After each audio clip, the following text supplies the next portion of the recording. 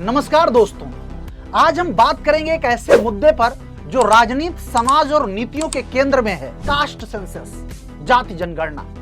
क्या है जाति जनगणना और क्यों हो रही है इसकी मांग, और क्या इससे देश को फायदा होगा या नुकसान? चलिए जानते हैं पूरी बात एक आसान भाषा में। हर 10 साल में भारत में जनगणना होती है, जिससे जनसंख्या, शिक्षा, रोजगार या घर जैसी जानकारियां ली जाती हैं।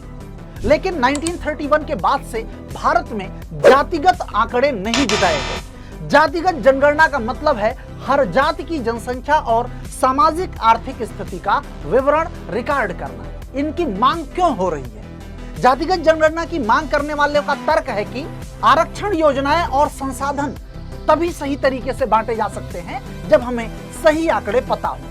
अगर ओबीसी, एससी, एसटी या दूसरी जातियों की जनसंख्या और हालात पता चलें तो नीति निर्माण ज्यादा प्रभावी हो सकता है। केंद्र सरकार ने आम जनगणना के साथ साथ जाति जनगणना कराने का निर्णय लिया है। प्रधानमंत्री नरेंद्र मोदी की अध्यक्षता में हुई राजनीतिक मामलों की कैबिनेट समिति की बैठक में सर्वसम्मति से यह निर्णय लिया गया। समर्थकों का कहना है कि इससे सामाजिक न्याय मजबूत होगा, गरीब और पिछड़ों को सही पहचान मिलेगी, आरक्षण नीति पारदर्शी होगी, और विरोधियों का कहना है कि इससे जातिवाद को बढ़ावा मिलेगा।